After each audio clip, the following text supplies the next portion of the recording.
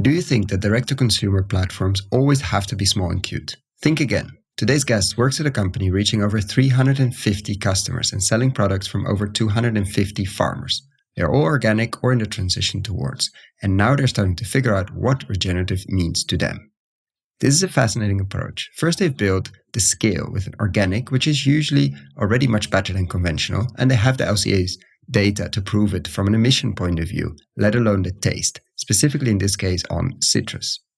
And after having built this platform from both the consumers ready to buy long-term and be part of this transition, and the farmers ready to supply long-term, be very transparent and go on a journey towards better soil health, the company now is getting ready to really push further into impact.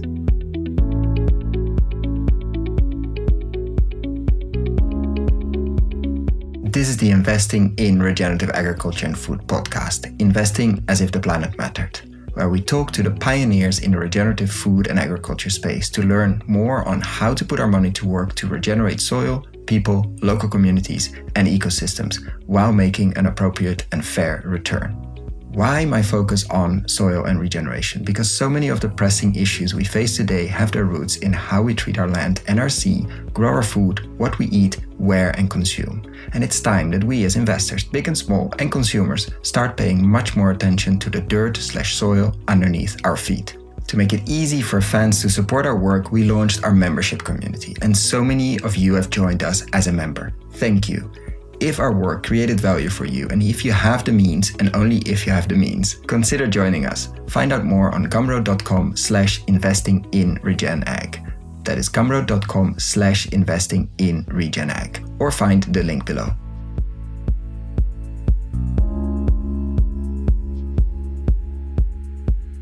Welcome to another interview, today with the Impact and Sustainability Officer at CrowdFarming. Welcome, Cristina. Thank you, Cohen. Super nice to be here with you. And people cannot see the background, but you're sitting in your garden, I'm assuming. I hear birds. You might going to hear some cars on my side because I'm not in a garden, but I'm envying you already. But let's start with the question I always like to ask. How did you end up focusing on food and soil, and what was the journey that led you towards that? Because there are hundreds, if not thousands, other career paths you could have chosen. And yet you're here joining the podcast to talk about food, agriculture, market, soil, and all of that. So what led you to that? So I started with a career that was focused pretty much in social impact. I went with different organizations, traveled to Senegal, to refugee camp, and then I studied a postgraduate degree along these lines. And then the last 2 years and a half, I went with an organization called McKinsey.org to Argentina to work in Islam to remake and reorganize their waste management system. And suddenly I learned how much social impact had to do with sustainability.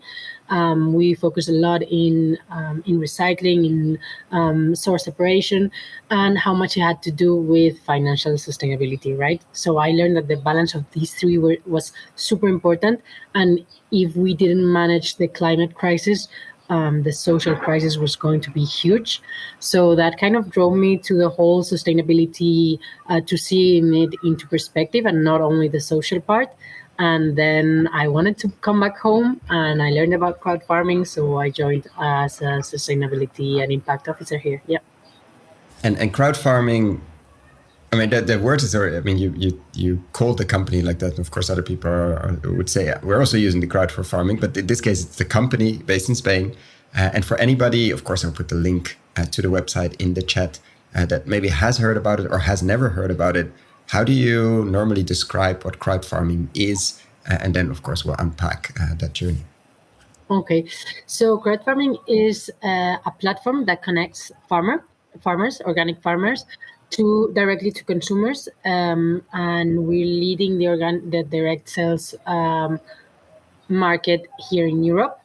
But on top of being this platform, we offer the services that farmers need for direct sales. So we organize the logistics. We provide them the marketing and the digital experience service. We provide them a super specialized customer service team, and the agronomists are also at their service for everything that is more into the field, but also in direct sales like sustainable packaging and things like that.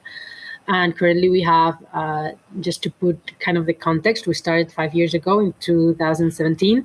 Yeah, I'm laughing. Nobody sees it, but because I think many people are going in their mind, oh yeah, I've heard of those models and they're small and cute. And in this case, it's not small and cute. So let's create a bit of the context. Yeah, exactly. That happens a lot. So we have 250 farmers here in Europe, shipping to last year to 350,000 consumers across Europe. And let's that sink in, people. 350,000. Yeah. That's 3 zeros, or actually 4 zeros. Yes. So that's a big group. Yeah, all over Europe. Normally, when we talk about this, it looks for people, it's so kind of idyllic that people look at it as a cool idea, but it's actually happening, and that's kind of the magic of it, that it's real. And we have a model that I think it's becoming more and more known, that it's the adoptions. And we have also, the number of this is kind of impressive. It's 270,000, 100,000 active adoptions. So this is a plot of land or a tree or an animal that a person has reserved the harvest for the following year, and they can go visit their animal, their tree, in a real farm, for a real farmer in Europe. Yeah. And then sharing that risk with the farmer, because if that yield is lower or different than expected, how do you deal with that? Asking very practical question from a consumer. What we do is we have kind of a buffer. So we are committing with that consumer for X kilograms of harvest that year, knowing that the tree might produce a bit more, or the animal or the plot of land. Then that extra can be sold through over harvest, we call it, for example, so in individual boxes, but we commit with that person with a certain harvest. What we're seeing, that maybe we will touch on it on following questions, but what we see is, for example, with the drought, the yield has been reduced so much to numbers that even our buffer didn't cover, that what we do is we offer another farmer to get their that extra product from. So yeah, we're actually seeing that happening in real life. Yeah. So you build in that buffer for, let's say, X amount of flour or oranges, and normally, and I'm using quotes here, that would be enough, and the over yield might be sold to the same customer or to somebody else. But in these times of craziness and climate weirdness, as somebody quoted it, you're seeing actually that it's difficult. In some crops, of course, depending where you are, because some people have had very regular spring until now, but most people didn't, in especially Southern Europe. Then you need to source it somewhere else because you have committed to those kilos and to those boxes. Yes, we have different scenarios. So we have that, and we have the one that you maybe plan to order in your oranges or your avocados till late May, even June, and suddenly you have to order them now because there's just no more harvest in the following months. So you have the volume, but it just harvested so quickly and so early that you have to order it now. Yeah.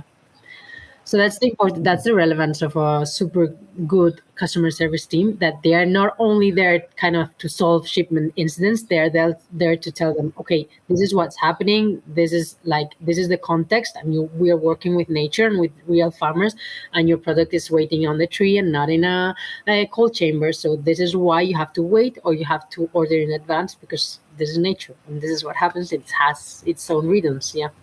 And what are the main products? I mean, we touched upon a few, but I think you started with citrus, if I'm correct. Yes. And now what are you branching? Of course, you can look on the website. There's a lot, but what are the main ones? Let's say 80% comes from a few crops, or is it very, very diverse? No, we have a lot of citrus fruit. We have also tropical fruit like avocado, mango, and a lot of other sub-varieties that are super cool, like passion fruit or pitaya or things like this. And we're very strong on those. And then I would say the third and fourth are seed fruit, and they are stone fruit. We have extra virgin olive oil as a pretty strong one. And berries maybe. So most of them are perishable, which brings us to logistics. How do you organize that?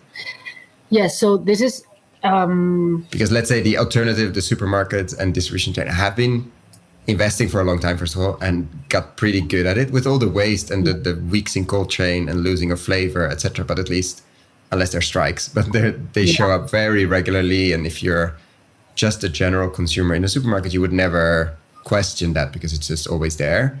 How on earth can you compete with that? So this is, I think, the strongest part in the difference between what we do and what we're used to as consumers, right? Because one of it is what happens on the field, and we'll talk about that later. But the second is what happens in between. So we're used to getting our products faster and faster, having everything we want in the supermarket until 9 at 9, and having it all year round. And that's not reality, and this is not how it works. And what we have done is we are trying to change the mentality into your product. For it to be fresh, and for it to be sustainable, it needs to be where it belongs, so in the field. And we will only pick it up from the field whenever it's ready. From there, what we do is we ship it, like our average shipment from all across Europe to all across Europe, it's 5.5 days from when it was hanging on the tree, which is nothing, till it's at your house. So every time that the product is not on the tree, it's getting some kind of resources of energy to maintain it. So it's most products need to be in cold chambers to stay. It will lose flavor. It will lose nutrients, vitamins, and it will consume energy. Yeah, it will have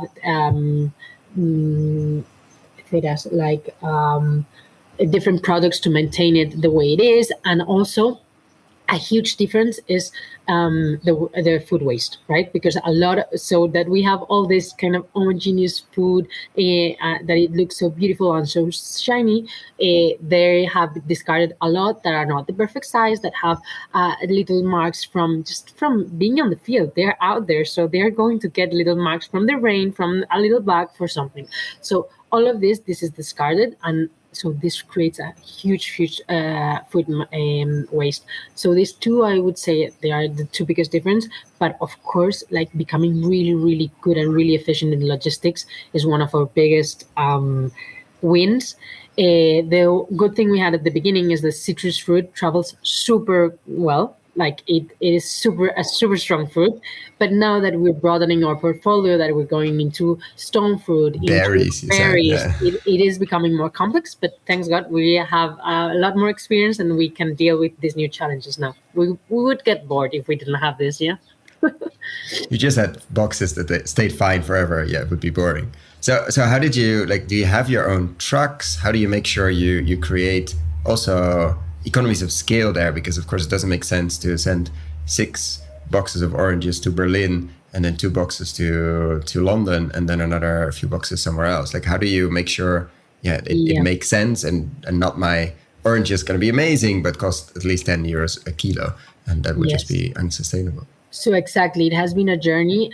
From at the beginning, we had to share shipments with other type of shipments. When you gain the economy of scale, you have a lot of different farms. You can kind of be very efficient in picking them up and opening dates for shipment, and then get a full truck.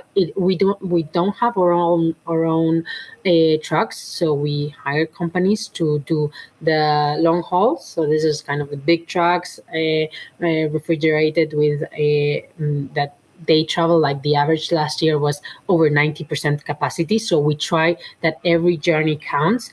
If not, we put our packages, if they are like, imagine that we are from a very remote place in Italy, shipping from a farm to a consumer in Spain, we put it in a truck with other things and with other companies, right? And now that we have become bigger and bigger now in Spain, for example, that we have a lot of farmers in the area of Valencia, in Malaga, what we in general in the south of Spain, what we have installed from last year a logistics center, so that we can kind of take out the burden from of farmers of doing all of this direct sales, packaging, etc. Assuming the cost now that with a lot of inflation, and they can directly, like we pick up the fruit directly from the field boxes, and then we manage all the rest in our logistics center. We also, that way, we provide them kind of the possibility to have more formats, because when you are a farmer, you can tell me, okay, I can do this amount of boxes with the space I have and the people I have, and this is it. No matter if I have more product, I don't have the operations to sell it to you. But now they can just give the product that they have, and we will manage the rest. Yeah. And just for farmers to work with you compared to, let's say, the big distribution and retail, what's the difference for them? I mean, I understand the adoption side, of course. I'm imagining there's some kind of pre-sale or at least commitment there to buy next year these oranges, or to buy the table grapes, or to buy the grain, etc. So that's one perspective. And in terms of price, what is it different from them? Why do they want to work with you and not with the big, let's say, organic retail that also exists in Germany, the Netherlands, and of course the UK and the Nordics, where you sell a lot? So I would say we have like three main ways in which we make a difference for them, instead of just selling to a supermarket. I would say one is the price. In a lot of cases, for example, in citrus, they get the margins they get through CrowdFarming have a huge difference to the traditional supply chain. And not only the price, but how it is built. Like at the moment in the traditional supply chain, like they start from how much is the consumer used to paying. That's not their fault. It's the whole system. We've made them used to paying this much. Then how much does it cost to have this product in the supermarket? How much are the intermediaries going to get? How much is the logistics? And then what is remaining? We give that to the farmer. Now we're doing it the other way around. We go to the farmer and they set the price, and they say, okay, I want to sell it for this price. On top of that, we put the services of CrowdFarming, of logistics, of the payment services, and the result of that is the price that the consumer is going to, the taxes in that country, and the result of that is the price that the consumer is going to pay. So that turns it completely around. That price that the farmer has set remains for the whole season. So they know that if they sell the product that they have assigned to CrowdFarming, how much they're going to get. So they can plan ahead based on that. This leads me to my second point. It's stability. Like, it's not only about getting a very good price at the end of the season and it coming as a surprise. It's about being able to plan ahead with the money that you're going to get, so that you can say, okay, so I'm going to buy this to make things more sustainably. I'm going to hire these people. Because if you're not going to be able to plan, you just get the money, but you haven't been able to kind of make a strategy, make a business plan. Okay. And third one is a little bit more soft or intangible, but it's kind of the recognition for your work. Like producing something for a whole year with everything that it costs, the emotion you're putting to it, the family depending on that, and then putting it in bulk with a lot of other products that maybe don't have the same treatment as yours, and the consumer just going to the supermarket and deciding based on price on the external looks, but because they don't have more information. It's kind of a super separate kind of process that when you join it, you can see really magic things happen between the consumer and the farmer, and they get the feedback, or the farmer tells us like, I got this, I put this product, I take so much care of the boxes of CrowdFarming because I know that the consumer has chosen me and not just a supermarket or a price. They chose me and my techniques and what I tell on my farmer page, etc. So that is kind of more soft, but it really creates a commitment, and people start to get to know the other side of the coin. Yeah. And I'll put a link in the description as well. The journey of an orange you have on your website in terms of carbon footprint, the differences are, and also speed, partly in terms of packaging, in terms of transport, in terms of on farm, and etc. If people want to unpack that further.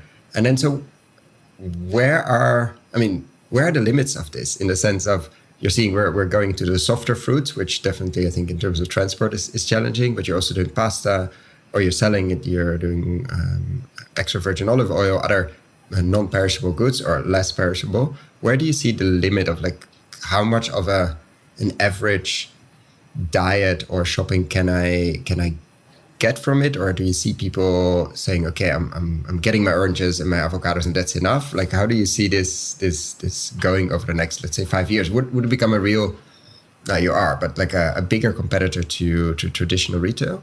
I think it's about both like us and crowd farmers or consumers like meeting halfway, because I think we need to offer more possibilities for them to get a bigger part of their daily consumption from there, and they have, and we as consumers have to change the habit. Like we're used to, okay, I need an apple, I'm going to buy an apple to the supermarket and that's it, or order it from whichever online platform that brings it to me in 2 hours. Changing that perception and saying, okay, I'm going to get 2.5 kilos of avocados. How am I going to avoid them from going bad? Actually, there are a lot of ways, and we can do it. And you can plan ahead, and you can, I don't know, cook around this. You can use your freezer for a lot of stuff. Like there's ways to order bigger volumes and to plan ahead. But also, we have a lot of work to do from crowd farming. We have to offer possibilities to smaller households. We have to offer new products. We have to become as efficient as we can in logistics. So we have to. It's a thing much more than more products. It's about changing habits and us getting halfway to offer more ways of shopping, like group purchasing, for example, and things like this. Yeah. And that group piece, how important is that? Of course, it helps. I'm emerging with distribution, and I see on the website as well. Like you always mention the next shipping moment, which could be in the next month or weeks or later. Like how do you nudge that social behavior? Okay, let's group it as much as possible. And let's make sure, let's cut away as much waste as possible and get to economies of scale also in that piece. Like, how do you make sure it feels like a community, even though it's me probably by myself on a laptop or on a phone, clicking things or adding things to a basket or adopting trees? So we're trying to do this in two different ways. Like one is showing we're trying to, as the journey of the orange that you saw, that we just published it last week, so on Friday, a few days ago. It's like getting the metrics that allow the consumer to, and the impact report and things like that. We're trying to use these metrics and putting them in the consumer journey so that they know the actual impact of their purchase, right? Because we're telling them this is more sustainable, this is more fair, but seeing numbers and seeing kind of across all the community the impact that we're having, that is much more powerful, right? So that's one. We're trying to start inserting all of this impact in the consumer journey. The other one, I think, again, meeting halfway is not only because I want to have a huge impact, it's also we need to make the consumers see that ordering bigger volumes, for example, it's more efficient for them too, because it's going to be cheaper per kilo, and that is it. So we have to find ways in the experience to make them see the impact and the benefits for them. Yeah. And on the journey, I mean, you see some of the farmers are converting to organic, almost all of them are, or on that journey. What have you seen in the regenerative movement in terms of, you said an agronomist is also part of the team, and we it's part of the offering and service to farmers. How are you going beyond organic, or how would you describe your farmers on that journey, let's say, towards maybe other certification or really like deep focus on soil life, which many organic are, but also many organic farmers aren't? So I would say the thirst is not along a new certification, but it is on the path of doing something. Like when you dig deeper, you see that, I don't know, there's 7, 9 practices, depending on who's telling the story, of regenerative farming that you see. Some of them are implementing them because they because they want to do more, because when that's something we really try to do, and sometimes it's natural from them, like this change of mentality of don't become organic just to have a certification and sell more expensive, but that change of mentality on why are we pushing organic and the conversion to organic. And when once that change in mentality has been done, the journey doesn't stop in the certification. You want more. You see you need to do more to retain your water. You need to bring your How do soils you to get that. there? Like, how do you get a farmer and a farming family that has been doing things for a long time in a certain way and maybe became organic and swapped, let's say, non-organic inputs for organic inputs? How do you get that mental shift, or how do you assist in that? Because unless that happens, we can say all we want, we can send everybody to courses, but nothing really happens until somebody sees that potential and also sees that he or she has something to do there, or could play a role in that. There's some kind of that is not just nice for people in the US or people somewhere else, but it actually could also work in his or her field. Have you experienced that, and how are you trying to facilitate that? So I think the change comes from one part, from seeing people value your methods, the methods like we ask. The onboarding process of a farmer is an average of 3 months. Okay, so this is a process in which they can have to kind of open their fields and their way of working to us and to the whole crowd farming community. So they have to tell us, what are you doing? Do you have animals in your farm? What practices are you implementing? What packaging are you using? Everything. Like, what are the workers in your the workers' condition in your farm? Things like this, right? So, and that the questions keep coming. We send an update to the crowd farmers that have adoptions on what has been new in the farm.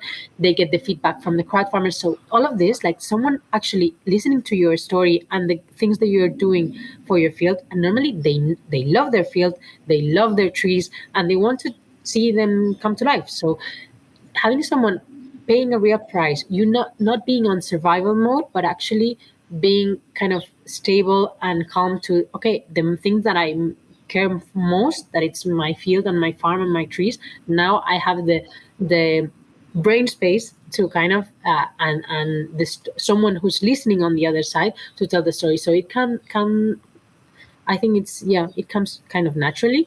We have a really good team, I said, of agronomists that really care about this and believe in the model. So they are also, like, for example, with regenerative, they're all the time kind of setting this seed in their brains, like, hey, there's something huge happening here.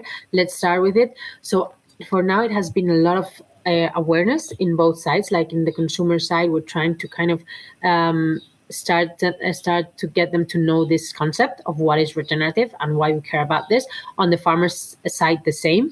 We have kind of these four movements of extra virgin olive oil, tropiteranean, that it's tropical in the Mediterranean. We have conversion to organic, and now we have regenerative, that it's kind of in four key pillars, kind of raising awareness on, because we have kind of we believe we know a lot in this four, and there's a lot of misconceptions, so we're trying to raise them up. So, and in the farmers, kind of letting them know that this exists. Now we've got to know a lot of organizations across Europe on that are doing things in regeneration. We've talked with their farmers to see if they want to sell through crowd farming, and also kind of creating the demand. So we've been doing that, this kind of network and information and everything. But now we're starting a program of regenerative farming with some of the farmers. We are aiming to onboard on our first pilot here in Spain around 60 farmers on what is regenerative, kind of in an intensive course of 2.5 days. And then we will continue with 15 with technical support and monitoring the results. That's super important for us, like kind of being able to bring these results to the one that is supporting them, so the crowd farmer, and also to the whole industry, because we need numbers to prove that things are beneficial for the farmer, for the soil, for the biodiversity, for water. And farmers in crowd farming are worried about what's happening and the changes we're seeing in the climate and everything. So they're like, what can we do? differently. And I think regenerative is the way to go. Yeah. And we're gonna double click on the water piece, but from the market side of things in creating awareness and the market pool, how ready do you think the consumers, especially the ones, of course, that are already committed through either adopting trees or buying boxes, for another term and more explanation and even more nuance and things like from a communication perspective? How do we make this accessible and sexy and interesting and relevant, and not just relevant for soil geeks? What do you see there? Like, do you think that's easy, relatively difficult, or sort of natural in the journey? You have been already saying, like, look, these are seasonal products. It's better if you buy in bulk. These are the impacts you can have in terms of transport emissions and other things. Is this a sort of a natural progression? Like, let's also talk about soil. No, I think it's not easy. Even like we have to see the differences between the ones that that process in the journey, in the maturity of the consumer, of the ones that are just starting to tap in this world, and the ones that really know. You must have everybody with 450,000 people. Yeah. Yes. So we are getting better at that segmentation and going to the ones that really like. We have a lot of like farmers, small farmers in our platform that really know about this, that care, that they have, I don't know, gardening and things like this, that they care. And suddenly that's the way to enter this space. But it's not easy to get a new term. Like, for example, this is why we're making it very clear that for us, regenerative is on top of organic, at least in our platform. We think it's valuable that everyone is regenerating, and that's amazing. But in our platform, the basics, it's organic. And then from then on, we go into regenerative. We're super on top of making it sexy that you were saying earlier. I think that's super important to create the demand, because then there's no point of creating the supply on regenerative, or they will have to find alternative ways of financing this, that it's also valid. But it's also about making it traceable and transparency. So it's not just about the term and making it sexy, but how do I believe that a farm that I'm not seeing is actually regenerating the ecosystem and having an impact in my life overall in the long term. So that's why we're super keen on the monitoring, and that these farmers are going along, and it's not just about leaving things wild in your farm. You have to know a lot, and there's a lot of knowledge, a lot of monitoring, a lot of experience, a lot of machinery that need to go there to work. So we are super strict on the things that farmers need to comply for us to call them regenerative and sell as regenerative. Yeah.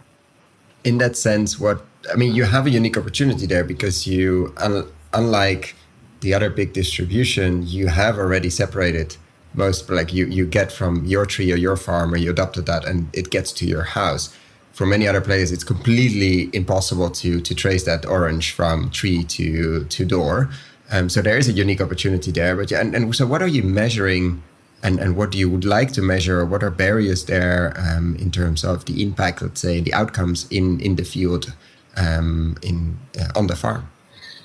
Yes, this is why we're looking for a partner to do this with them, because I think there's people that, well, like you, that have been talking about regenerative for a long time, and they have the experience, and they are at the table with the big guys deciding on what's the future of regenerative in Europe. And I think that's the partners that we should be sitting at the table with, because we can start a system from scratch, from CrowdFarming, believing what's important for us, but we want to create a monitoring system that it's scalable. That's very important for us, because we have 250 farmers now, but we are planning on growing in the future. So now the measurement systems are super specific and quite expensive. So we need something that it's both precise and scalable. Yes. Affordable. Yeah. Yes. So we're looking into, obviously, the typical things, the soil, the biodiversity, and the water. But we're letting the experts tell us which parameters exactly we should measure. The good thing is that we have a network of very reliable farmers and very reliable agronomists that work with us. So we have kind of the network. We need the knowledge of people that have been doing this for a long time, and that's what we're looking for. Yeah. And now let's double click on the water situation. I don't think anybody that lives in Europe, maybe even abroad, has not seen especially on the Iberian subcontinent. It's been actually many places, no rain, very little over the last months and the whole winter. And seeing temperatures, I think in Murcia, a few of your farmers are there, seeing over 40 degrees Celsius in April, May, which is very scary. So how are your farmers dealing with that? I saw an announcement somewhere, of course, there are no avocados anymore because of the drought. They're moving things forward, like you said, like suddenly harvest happens earlier because in a few months they won't be on the tree anymore. Has it been a particularly challenging year, or is it also more attention for this time? Or what is your take on it No, being on the ground? it is a particularly harsh year. It is, and our farmers are worried. We're worried, and the good thing is that it's getting the attention, and that is very good. The way we see it is, first of all, as I said before, and I told you at the beginning, I worked in waste management. So for me, that 30% of the produce that is being wasted, for me, it's crazy. And first, we should start there, like not wasting the resources to produce something that it's going to end again in waste. And second, I would say I tell our agronomists and our farmers that we can work in two lines. We can work in information. We can tell our crowd farmers like the techniques they're doing to save water. Where are they getting the water from? How much water is being used in their farm, therefore in each kilogram. That's one part that we need to do. And another part that we need to do is, for me, this into solving the issue is regenerative. Like we need to create soils that are able to retain water. We need to create the biodiversity that allows us to for our crops to be more resilient. And I think it's the good thing is that we're taking one path that it's solving multiple issues that we're finding. Yeah. And do you see, has that conversation changed over the last months as the crisis, the water crisis, has been making headlines everywhere? Has that changed, or is it really still on, we need bigger irrigation reservoirs, or we need support? Like, do you see the conversation getting deeper? Yes, I think like we're seeing it in the news, and it's a huge like not only in the business, it's also in the news. Like it's this huge debate of providing water that it's non-existent at the moment, and we're seeing that everywhere. But it's also about like it's touching consumers' house. Like the other day I was seeing in the news, for example, because they were now going to fill in the pools, the water, the dirty water that that had been accumulated in the pool, they were going to reuse it, and they were like people going to other people's houses and getting that water and using it for something else. So I think we're now in our date, like they're seeing that they're going to top the water that you can use now. Now it's affecting us in the day to day. I think that makes us super aware. Like people that even don't believe in climate change are starting to say, "I'm worried that it's not raining," and that is something that change of mentality. It's something we really need. Yeah. Yeah. No. And then of course, does it lead to other choices and other practices? Probably not fast enough, but at least a bit.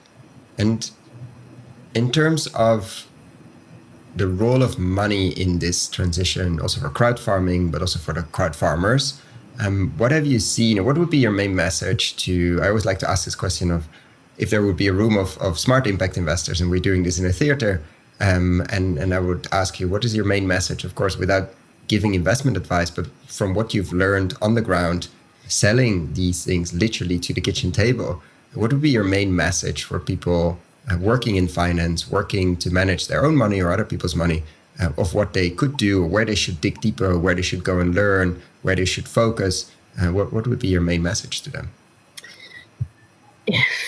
I think look for people that have been doing this for a long time and that have the numbers to prove it. If you want to invest in this, you need kind of the validation, because everyone is talking about regeneration at the moment, everyone, and we need for it not to become this huge bluff, because there's so much power in it that it would be so sad that it goes to waste just because everyone is claiming it, right? So I would say go to someone go hand in hand with someone that can show you the numbers and prove the improvement that is happening in the ecosystem. Go with someone that gets real, like actually, like this is happening on the field, so someone that knows how the field works and nature works, and it's not short-term solutions. I would say, yeah, be part of the relevant decision tables. Like there's a lot of things going on decisions on regenerative agriculture, carbon credits, things like that, and we need to set our lines or where we will need to head in and where not. um and yeah, I think and perspective also, like you can fall in love with a certain farm that it's magic, but it's not going to make the numbers. Like and it's something in crowd farming we need to see, like fall in love with the farm, the project, the product, but also think large scale, because we want to create a movement that has an impact, and for that we need to be big and it needs to be scalable. So it doesn't matter if I see an amazing technology that it's going to save me so much water and it's going to give me amazing data points on one farm, on how one farm is improving, if I cannot take it to my 150 and my 250 farms. Yeah. Very good perspective. Yeah, make sure the numbers make sense in the current system. That might change. We might get ecosystem payments, etc. But we're now, for good and for bad, like we're stuck with the current system, and the numbers need to make sense otherwise. And you're showing that there is a way to disrupt and to replace a certain part of your daily food spending directly from the farm, and in all ways better. And I think many people would have questioned that actually until they see the numbers and see the quantity of food you ship that would have anyway been shipped, but just in a very different way. It's not that you're selling extra oranges or things that you replace probably quite a bit. And what would you do if you would be on the other side? So not on the entrepreneur side, but on the investing side, and you had €1 billion to invest. I'm not asking for exact amounts, etc. I'm asking, where would you focus? Would it be, or it may be in the measuring technology space? Would you invest in technology companies, or would you invest in the inputs, the organic inputs, in biochar, in trees? What would you put it to work? I think aside, like from doing what we're doing, but with a lot more power and more resources, like training, awareness, I would invest in pilot farms that really show that this model works, like a good farmer experience, a good farm that is working, and okay, let's prove that this concept works. And I think we need more kind of this middle ground between the two fields that I told you, like the farm and the being on the field, and the huge perspective and global conversations. We need something like I would envision this kind of hubs, regional hubs that train farmers, that give them maybe the capex to go forward, like the machinery they need to go forward with regenerative agriculture, even livestock, like to keep the livestock and kind of use it for the different farms around. I think this kind of hubs of knowledge and capex and sharing spaces are to create community around this and create powerful movements, but local movements. It's super powerful. Yeah, I think that middle ground. It's I think the next step. Yeah. And are you focusing on that, or are you, because you have quite, like around a logistics center, basically. I think you're planning to do another one as well. They sort of naturally become those hubs. Is that some of your ideas? Because you have a concentration. Of course, you have farmers in many different countries, but there are some bigger groups, which also make things a lot easier. Are you focusing on that as well in terms of providing them more services, not quote unquote just, because of course it's not just, but the logistics sides, the packaging, and things like that? I think we are starting a journey, not through the logistics center right now, but we are starting a journey of creating this community of farmers that that has naturally kind of started, but now kind of with these trainings of farmers that work regionally, that have the same issues, the same problems. We're going to start seeing the gaps that there are. If there are gaps more than knowledge, that is, and measurement, that it's what we're trying to provide at the moment. But there's gaps in terms of livestock machinery, etc., that we can provide or help bring someone in to provide. I think we're going to see it now. So we're starting a journey of creating kind of these sub communities within crowd farmers, and detect those gaps that maybe make sense for us to chip in, like we're doing with the logistics center. Yeah. And I always love to ask this question. So sorry, you're no longer operating your fund, but you do have a magic power to change one thing overnight. Could be in food and ag or in general. What would that be? I think, as I said before, food waste is a big one for me. It makes me so sad that this is happening. It's not efficient financially or in any way. But I'm not going to go more into this because I already talked about that one.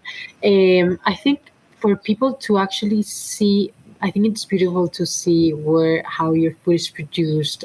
So kind of teaching people, or for people to care and be curious about where food comes from, going visiting. So I would say if I could change things, is that people, I will tell this story that someone told me, that a kid in school said that the food grew in the supermarket. So I think this is something, it's pushing it to an extreme, but I think we all of us believe, a lot of us believe that the food starts in the supermarket and it ends in a trash can when we put it out of our houses. And we need to be more curious about the whole system and how it works. And then if we care, if we get to know the conditions of how things are produced, the rhythms of nature, what's happening with regenerative agriculture, we're going to fall in love with it and we're going to care. It's impossible not to. So I think it's about curiosity. I would start this, this journey for people. Curiosity. Very, very good answer. And where, I mean, I asked what are the limits before, but in terms of products, what are products that are high on your list, or produce in general? Could be processed or, of course, directly from the tree or the field, that you wish you had, or you wish you had more of? I think maybe there's the fruits, the food that doesn't, like, I don't know how to say it in English, but that doesn't need irrigation. So I think that's a powerful and resilient crops. It's a powerful one for the future. Like we're starting with a lot of almonds, for example. I think if regenerative wine would become more and more popular, things like this that work really well in places without irrigation, that would be a great one. And then some things that we are so focused on consuming local, but a lot of us have coffee, have chocolate, and things like that. So bringing in these products with traceability, transparency, sustainability, that would be a good one for me too, because the impact can be huge in all of the three terms that I mentioned in the beginning, right? The three magic ones: the financial, the social impact, and the environment. I think if we get that one right, that's a huge step for us. Yeah. And are you working on that? Because I think I saw chocolate somewhere, but We maybe do. it's made in Spain. Are you working directly also there again, Yes, we have a in few. South America? Yes, we have a few farmers in South America and in the Philippines of chocolate and coffee, but it's a small scale at the moment, and I think there's a lot of people consuming that, and it's not easy to get it with that level of traceability that we can have at CrowdFarming. Yeah. Yeah. And beyond that, in terms of processed, I mean, of course, coffee is processed and chocolate as well, but things you're looking at or thinking about beyond of course, the pasta made, etc. But like also there, you can add a lot of value to the farmer as well to process it properly. And interestingly, is that something, the juices, or like coming, of course, from the citrus background, or other ways, the almond paste and all of that, is something that has been taken off or has been? The thing that we have now is that we work like our whole model is built on working directly with the producer. So when normally when you get produced, many times you get many more intermediaries, right? So we're trying to get this one right, like working directly with the producers. And sometimes we do have juices, as you said, chocolate, coffee, I don't know, pastes and things, pasta and things like this. But because they produce it, At the moment, we're not going, like, we have so much more room for improvement in the logistics of fresh produce that we're not going to get into, for example, producing it ourselves. We're doing it with food waste, like we're doing chutneys and things like, and jams and things like this from the food waste that from our logistics center. But it's super small, but still we have some fruit that cannot make the journey. So we produce, for example, mango chutney. Yeah. And I mean, I'm thinking, I'm asking this question, which is the final, but usually not the final. Inspired by John Kemp, who works a lot with trees, but mainly in the US, and has his own podcast, and asks always what do you believe to be true that others don't? And he asks it specifically in agriculture. I like to ask it in regenerative agriculture, maybe specifically also in like the market spaces that you are in. So if you're with your peers, there are some other platforms out there, maybe not the same size, but working on the same issues and struggles and opportunities. Where do you think really differently compared to them within our own little bubble? I'm not thinking where do you think differently compared to the world, because that's clear. Otherwise, you wouldn't be on this podcast. But where, if you are with others in your bubble, also within crowd farming, where do you think very differently? I think I at work I'm with very with people that Aligned are quite people. aligned. Although we have really strong debates, but What are the debates about? we debate a lot around carbon credits, for example. Okay. Yes. Yeah. Understandable. For me, I was going to say, but then you said kind of with your peers. Like I was going to say in the overall and with the world, I would say that regenerative agriculture is not this kind of idyllic oasis of, hi, let's create biodiversity and the ladybugs are so cute. It's much, much more than this, and it is financially sustainable, and it's what we need for the future. But I'm going to use this quote. Yeah, the ladybugs are so cute. They are cute though, but they're also very good eaters. Yeah. But like it makes sense financially, but I would say with my peers, I would say I'm super cautious with carbon credits. I think they can be part of the solution, but they can also be part of the challenges of the industry, and this becoming huge too soon. So I'm super cautious with this, and I need to read a lot more into it. Yeah.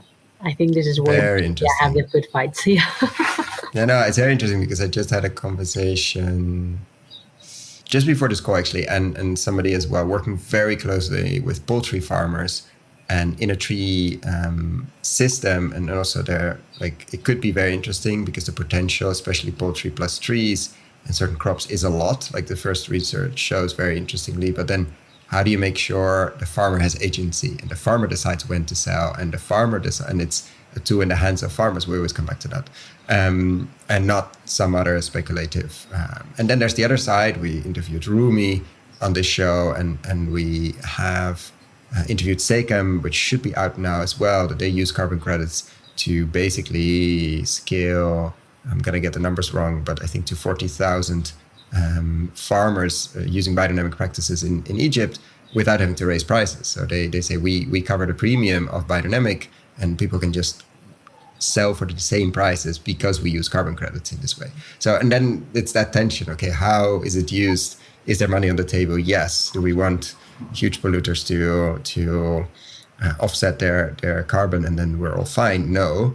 But is there concrete money on the table now to get practices done sooner than later and get your compost and your trees in and your lines? Then, it's real money on the table. Then yes. I would like the farmers to have the opportunity to take it and do all the stuff they wanted to do and couldn't do until now. But then, of course, not be liable or stuck in contracts that we've sold to them already many times before. Exactly. Yeah, you get approached for sure all the time by sellers and buyers and things like that. Yes, not so much. But don't start calling people if you're listening. Yeah, we have a lot of conversations along these lines. How would an ideal one look like for you? Like, what's an ideal if we can just dream about, for your farmers, not for you, but for your farmers? Around carbon credits? Or would it be a broader one with people talk about water, biodiversity? What would the ecosystem service wise look like? I told you it wasn't going to be the last question. This never happens. So it never is the last question. People are going to laugh now listening. We're getting into very complex topics. Yeah, I think people are more worried on the initial part of the supply chain, that it's the farmers, I guess, and this carbon being real. I would say that we need to find a way that this is measurement, and carbon is not always reliable, because things can happen that in 3 years, but maybe the farmer is doing everything they can and everything right. So I believe we have to invest in this change of mentality of the farmer, that it's a long term, and 10 years doesn't seem too far, because we need more than that. You mean 10-year payment, like the money comes yes, in? or no, for them, I think they need the payment earlier, but the commitment of 10 years doesn't seem too far, because we believe in farmers that are really kind of doing the change in mentality, and they want their trees to be healthy, so they will do the necessary changes for that. I'm worried, and I saw this with the plastic credits too. I'm worried not only with things being done right at origin, but who's buying those credits. So are we doing things really well in one extreme, but not so well in the other one, so that people are compensating things for doing just things the way they have done it for a long time? And so doing an effort in one part and not doing it in the other one, I think it's not the good way to go. So my ideal thing would be not only to audit the origin of those credits, but I would auditing the end of those credits. Who are we selling these credits to, and can they do more to reduce their emissions before they pay? I think this is necessary. Or are they trying to evolve both ways? Like, we have this plan in the long term, and while we get there, we're going to invest in carbon credits. And so would that mean then, looking at the whole Scope 3 discussions and large food companies, that starting to realize that there's a lot, of course, they can do within their processing, factories, transport, but there's a limit there, and they have to include their suppliers, which in many cases are farmers. So you see all the people scrambling now for, like, okay, who are my farmers? How am I going to work with them? Two, how do you organize that? Who are the technical assistance suppliers, et cetera, et cetera? You don't have that, of course, because you sell directly to consumers. So is there a way that consumers at some point become, like, of course, very climate conscious, but also maybe buy some of their carbon credits through you? Is that a potential ideal? I'm not saying it will happen, but because it's not that you can sell to a big orange juice producer, because it's not your customer. Like, it's not that those farmers are not in their supply chain, they're in yours. So I believe a lot in not putting all of the way on the consumer, and in keeping the circles really as smaller as you can. So the crowd farmers are already doing an effort in buying. They should be compensated for that. Yeah. Yes. So we can find other ways. Like, for example, CrowdFarming has offices. Would we want to compensate for, I don't know? It could be your own. And of course, you have a lot of your own logistics, like a big part of, I didn't read the impact report, I'm sorry, but I'm imagining a big part of your emissions come from logistics. Exactly. So or the logistic companies. Exactly. Can we work if it is not us directly in our scope 1 and 2, because we have renewable energies, and it's not, or cars from our agronomists, we can put it in there. But can we work also with or logistic suppliers that, instead of compensating in projects in other parts of the world in forests that it's not traceable, they invest directly in the farmers that they are picking up the food from? I think those closer and smaller circles can work much better. Yeah, make a lot of sense. It's a very interesting one. And on the water side and biodiversity credits or biodiversity increasing credits, do you see any conversations that are getting more concrete, or is it still not really? I haven't. No, not yet. I would love to see that. I think we need to start looking by the water consumption per farm and per volume produced, and see how we can get much better in this. But in the water storage capacity. No. But it might be, I'm not saying easier, but especially measurement is easier, but also water quality, runoff. I mean, those things are relatively easy to measure compared to carbon levels in the soil. How deep do you go? Fluctuations, how many, et cetera, et cetera. And it's a direct thing. Like, if I reduce my water consumption on the irrigation side, or I do non-irrigated, plus I make sure I capture as much rain, etc., it feeds to my bottom line immediately. Exactly. Compared to carbon, which still is sort of this elusive thing that nobody has seen, unless you put it under a microscope. So that's probably much more, coming back to the communication piece, that is stronger, I can imagine, even though somehow we made that decision in the environmental movement to only talk about carbon, and I think that's a mistake. To talk about it more holistically, and water, especially where many of your farmers are, is a big thing. And also actually where most farmers are, it is the big thing. Like Yes. water, sunshine, and soil. That's sort of the conditions. And let's see if those conversations start to change. I haven't seen too much of it yet. Of course, some on biodiversity, but water storing capacity, like farmers being compensated for reduced floods and making sure, because of course we're living in this climate extreme, to store water where it's needed and to not release it when it's not, and things like that would be very interesting in certain regions. Yes. I think we are going to be looking at all of this, even though if there's no market for them or for the farmers, but we will be looking at this because I think it's relevant information for the people that are supporting them, like the crowd farmers that are choosing them. So if you choose regenerative, what is the impact that these new techniques this farmers implementing are having in the ecosystem? And then if they go and visit the farm, they're going to see the differences, because you can, like that, the good thing about regenerative is that you go to the farm and you see it with your own eyes. So that's the good part about the traceability part that we have going on in crowd farming. Yeah. And then I promise this is probably the last question. Are you looking at quality as well? In the sense, of course, flavor, super important. In the freshness is probably the leading part, combined with what the farmer does on his or her fields. But in terms of measuring quality and looking at that, is that something you do? And looking at that nutrient connection to the regenerative piece, which is of course quite a big movement, or a big hopeful movement, let's say, within regenerative agriculture and food. How do you approach that in terms of the quality side and the measurements there? So we had one kind of unsaid rule inside crowd farming until now, that is that we don't talk about the nutrients or the health in our products. We only skip this for extra virgin olive oil and the Mediterranean diet, but in general we don't talk about this.